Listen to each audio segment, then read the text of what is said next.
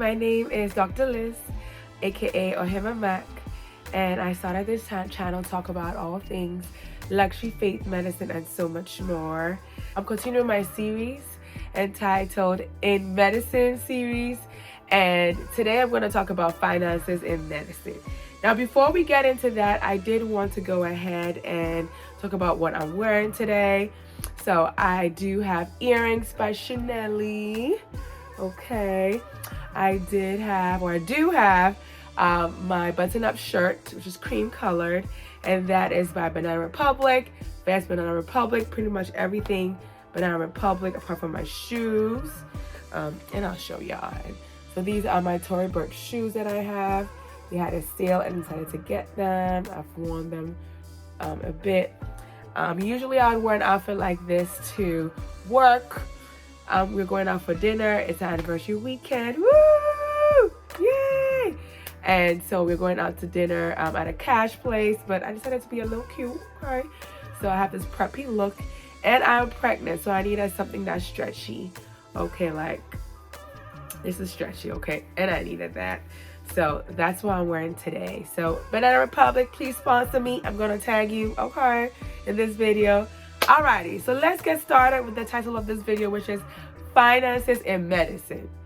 Now, just like anything else, any career path that you decide to pursue, you are going to need money to do that. Medical school, medical training, being a pre-med, the whole shebang is no different, okay? Now, it's very expensive though, very, very expensive, something that I did not actually plan for and I wish I knew. So hopefully this is helpful for any pre-med students, any non-traditional students who are applying to medical school or planning to apply to medical school. Hopefully this is helpful for you. So the first thing I would say when it comes to finances is make sure you choose a university that is affordable as a pre-med student, because medical school is very expensive. They say the average cost of medical school is $200,000. I beg to differ, honey. I don't know none of my friends that have $200,000 a day, okay? I see $300,000, $400,000, $500,000, and you have to remember there's interest rates on these loans, okay? So you might end up, paying more than what you actually borrowed. That is definitely possible. So the first thing I would say again is to make sure you choose a school, a university, a college, community college that is affordable. That way you're able to save as much money as possible, especially during the application season where you will have to pay a whole lot of money, okay? So that's the first thing.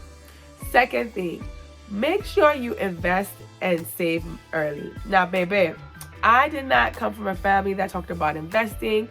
I'm an immigrant, Ghanaian American, so it's a lot of save, which is good.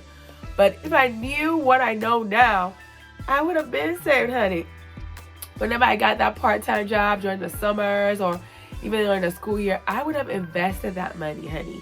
And that would have grown a buku amount of money for me. And I could have even taken some of the money out if I chose to, right? Obviously, there'll be a penalty for that because I will be under the age required to take money out without a penalty, but you catch my drift.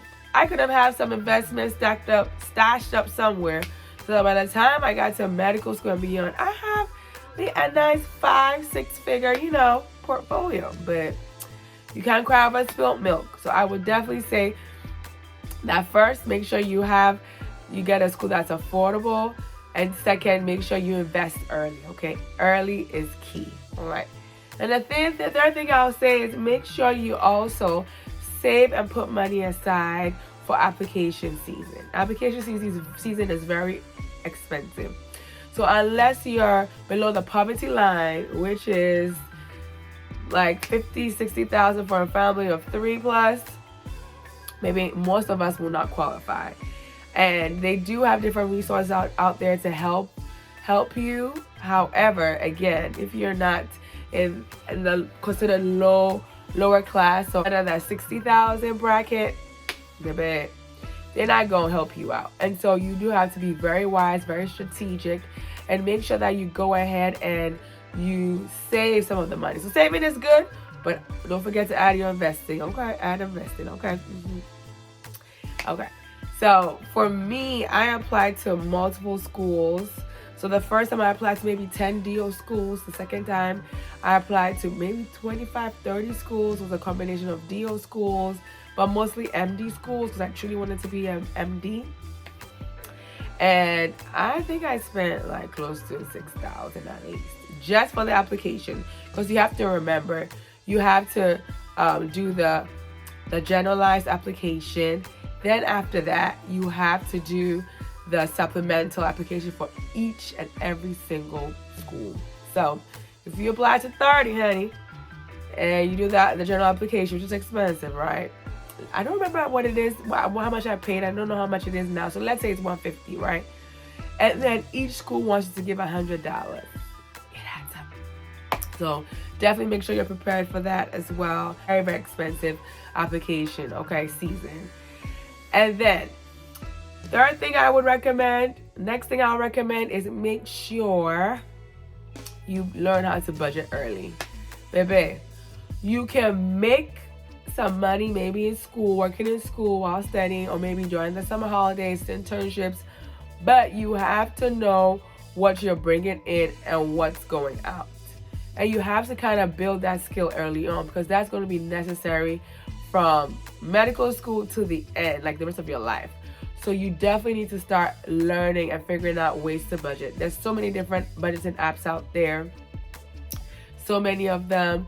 You can look it up, Google, look it up, how to budget or what's the best budgeting tool, and download one of those apps, honey, and look through your budget and see if there's anything that cut out of your budget, and hopefully that will give you some more money and put towards the application process. When it comes time to choosing your medical school, make sure you choose the most affordable option. So some of us may not have these choices. You might just get into one school, but if you get into multiple schools, really dive into what the cost of it is. Not only the tuition, but the room and board.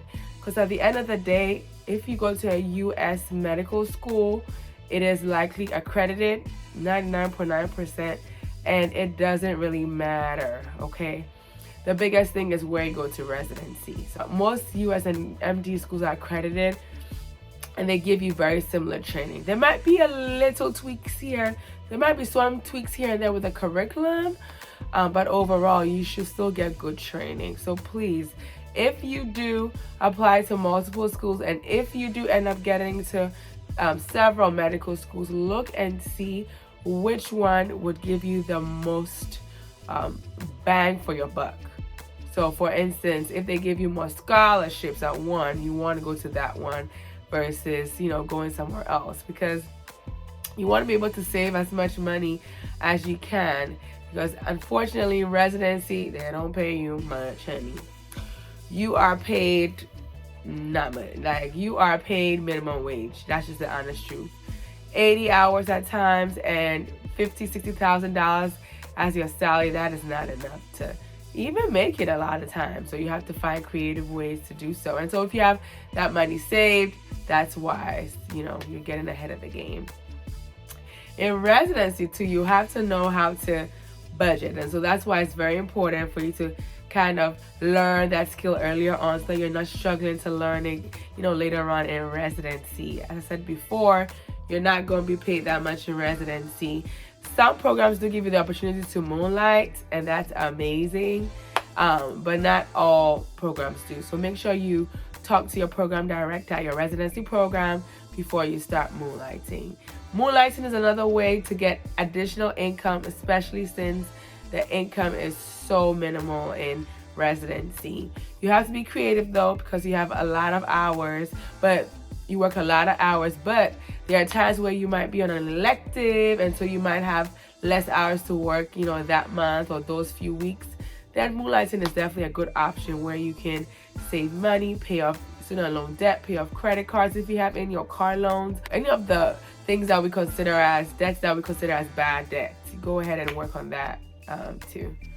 So now you finish pre-med, you finish medical school, you finish residency, and you're attending.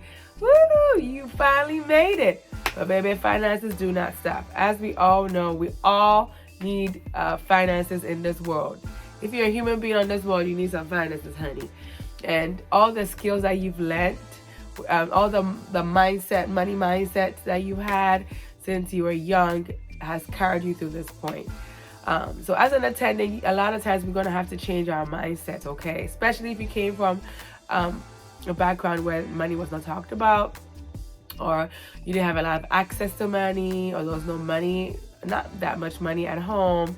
You're going to have to change your mindset, because changing your mindset is really going to take you places where you cannot go on your own. Mindset is everything. And so your money mindset needs to change. Life and death is in the power of the tongue. So even speaking positive about money, money is drawn to me. I draw money. I get good opportunities that give me plenty of money. Just having that mindset and speaking those things forth is very, very important for you to do as well. Now, as an attending, you finally feel like you've arrived. You're getting the money that you deserve. Then you have a baby, or you have a wedding coming up, or you need to buy a house. So that's why a lot of times doctors fall into this trap of, getting into more and more debts and not being able to better manage their money, because a lot of times we have not got the skills and the tools in order for us to make wise decisions, unfortunately. Now, I would say this. I understand as a physician, you've worked your butt off for 10, 12, 15 years, and now you're trying to live your best life, and then they're telling you, baby, you still got loans to pay off. You're like, dang! Like, all this hard work that I did, and I still gotta hustle, and I feel that all the time, because I love to live my best life, and I still gotta pay off these loans, honey. We paid them off. We got a plan, honey. But, yeah. Also, make sure you have a plan, attendants, honey.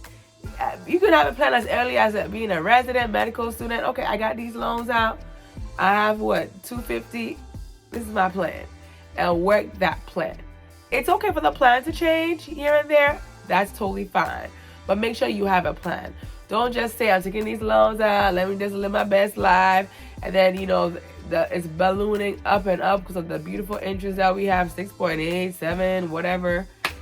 And then you're just in trouble. Your net worth is like literally negative.